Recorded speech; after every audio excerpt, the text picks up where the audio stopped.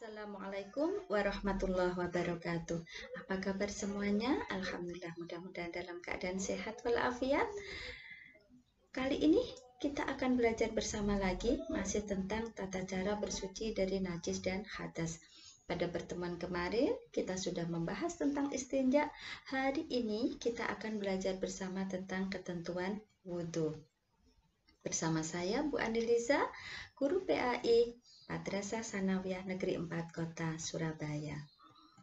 Anak-anakku semua, tujuan pembelajaran kita kali ini adalah agar kita bisa menerapkan tata cara bersuci dari najis dan hadas, yaitu wudhu ini dengan benar.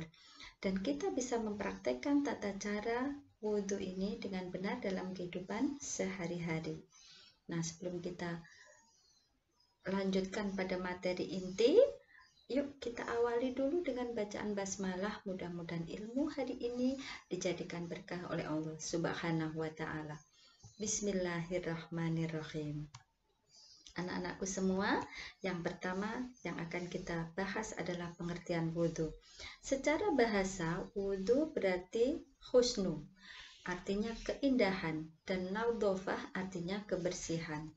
Menurut istilah, wudhu adalah peribadatan kepada Allah Azza wa Jalla dengan mencuci 4 anggota wudhu dengan tata cara dan rukun tertentu. Nah, hukumnya wudhu adalah wajib. Nah, ini merupakan dalil tentang wudhu ya, yang berbunyi A'udzubillahi minasyaitonirrajim. Bismillahirrahmanirrahim. Ya ayyuhalladzina amanu idza qumtum ila shalah faghsilu wujuhakum wa aydiyakum ilal marafiq wamsahu biru'usikum wa arjulakum ilal ka'bain. Yang artinya, hai orang-orang yang beriman, apabila kamu hendak mengerjakan sholat, maka cucilah muka kalian dan tangan kalian sampai siku, usap kepalamu, cuci kaki kalian sampai kedua mata kaki. Dijelaskan dalam Quran Surat Al-Ma'idah ayat 6. Berikutnya syarat wudhu. Yang pertama adalah Islam, yang kedua berakal sehat, yang ketiga adalah tamyiz. Tamyiz itu sudah bisa membedakan mana yang baik dan mana yang buruk. Meskipun dia belum balik, kalau dia sudah bisa membedakan yang benar dan yang salah, yang baik dan yang buruk, berarti dia sudah dikatakan tamyiz. Yang berikutnya, air yang digunakan adalah air mutlak, artinya airnya suci dan mensucikan. Yang berikutnya, tidak ada benda yang menghalangi sampainya air wudhu kita ke kulit. Dan yang terakhir, tidak berhadas besar maupun kecil. Berikutnya, merupakan rukun wudhu. Rukun itu adalah hal yang wajib dikerjakan ketika kita wudhu. Apabila salah satunya saja kita tinggalkan, maka wudhu kita menjadi tidak sah. Nah, apa saja rukun wudhu ini? Yang pertama adalah niat. Niat boleh diucapkan dalam hati, boleh dilafalkan melalui lisan. Kalau dilafalkan melalui lisan, maka bisa bunyi lafal niat wudhu tersebut adalah Bismillahirrahmanirrahim. Nawaitul wudu'a liraf'il hadasil asghari fardhalillahi ta'ala. Berikutnya adalah membasuh wajah. Perbatasan wajah dari atas ini sampai tumbuhnya rambut, dari samping perbatasan telinga, bawah sampai dagu. Ini merupakan anggota wudhu, yaitu wajah. Yang berikutnya adalah membasuh kedua tangan sampai siku, dan yang berikutnya membasuh rambut kepala. Dan berikutnya adalah membasuh kedua kaki sampai mata kaki. Dan yang terakhir adalah tertib. Tertib artinya berurutan, dilakukan dari awal sampai akhir. Tidak boleh dibalik-balik ya. Nah, selanjutnya kita akan membahas tentang sunnah wudhu. Sunnah wudhu itu apa saja? Nah, ini yang paling afdal ketika kita berwudhu, maka kerjakan hal-hal sebagai berikut. Yang pertama adalah membaca basmalah. Meskipun tidak membaca basmalah, wudhu kita sah, tetapi kalau kita mau baca basmalah maka akan diberikan tambahan pahala oleh Allah. Ini yang dimaksud sunnah. Sunnah yang kedua adalah membasuh kedua telapak tangan sampai pergelangan tangan. Yang ketiga, membersihkan sela-sela jari kedua tangan. Yang berikutnya berkumur-kumur dan istinsyak dan istinsyar. Artinya apa? Menghirup air ke hidung dan mengeluarkannya kembali. Ini sunnah. Berikutnya adalah menyela-nyela jenggot. Bagi orang yang punya jenggot tebal, maka ketika membasuh wajah, jenggotnya disela-sela agar kulit wajahnya yang ketutupan jenggot itu bisa terkena air wudhu dengan sempurna. Nah, berikutnya menyapu kedua telinga luar dan dalam, kemudian membersihkan sela-sela jari kaki kanan dan kiri, mendahulukan anggota wudhu yang kanan dan yang kiri, dan yang kanan daripada yang kiri, maksudnya membasuh anggota wudhu masing-masing 3 kali, kemudian memelihara percikan air wudhu tidak terkena pada anggota wudhu dan tidak berbicara ketika kita berwudhu. Berikutnya adalah tidak meminta tolong pada orang lain dalam melaksanakan wudhu selama kita bisa melakukan wudhu itu sendiri.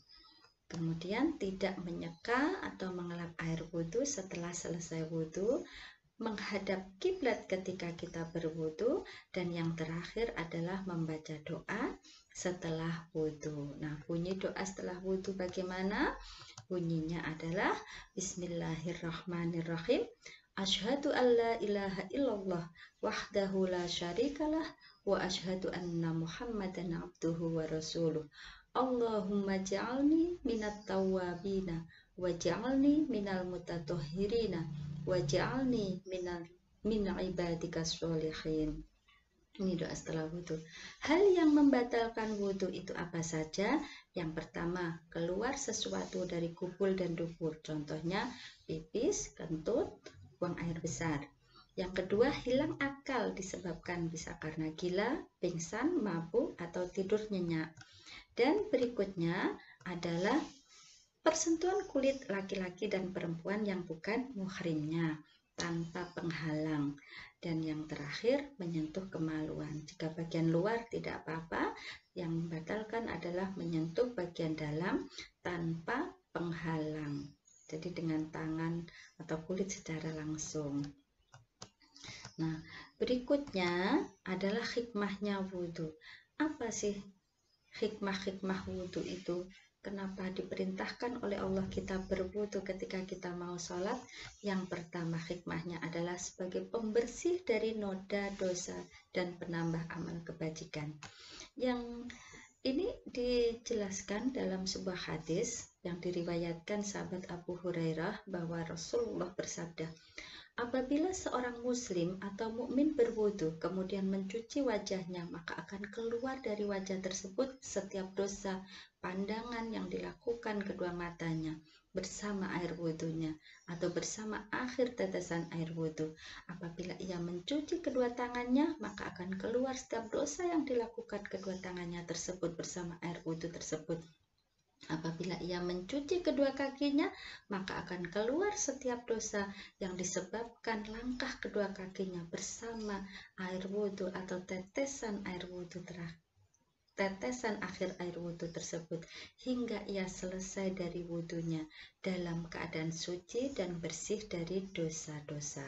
Nah, ini kenapa wudhu itu harus kita sempurnakan agar dosa yang dilakukan oleh anggota badan kita yang kita sengaja maupun tidak disengaja digugurkan oleh Allah dengan wudhu kita. Dosa kita digugurkan oleh Allah. Yang kedua, anggota wudhu akan bercahaya pada hari kiamat. Nah, pada hari kiamat nanti umatnya Nabi Muhammad akan terbedakan dengan umat Nabi yang lain, yaitu dengan cahaya yang nampak pada anggota wudhu. Rasulullah SAW bersabda, Inna ummati yud'auna yaumal qiyamah ghurram muhajjalina min asaril wudhu. yang artinya sesungguhnya umatku akan dipanggil pada hari kiamat nanti dalam keadaan dahi, kedua tangan dan kaki mereka bercahaya karena bekas air wudhu. Adapun seseorang yang meraih derajat tinggi di hadapan manusia itu belum tentu ia berada pada derajat tinggi di sisi Allah. Maka dengan wudhu yang sempurna akan dapat mengangkat derajat yang tinggi di sisi Allah Subhanahu wa Ta'ala. Jadi inilah salah satu hikmahnya wudhu. Derajat kita akan diangkat oleh Allah Subhanahu wa Ta'ala. Nah, berikutnya ini ada sebuah hadis ya yang diriwayatkan oleh Muslim yang artinya Rasulullah Shallallahu Alaihi Wasallam bersabda, maukah kalian aku tunjukkan suatu amalan yang dengannya Allah akan menghapus dosa-dosa dan mengangkat derajatnya? Para sahabat berkata, tentu wahai Rasulullah.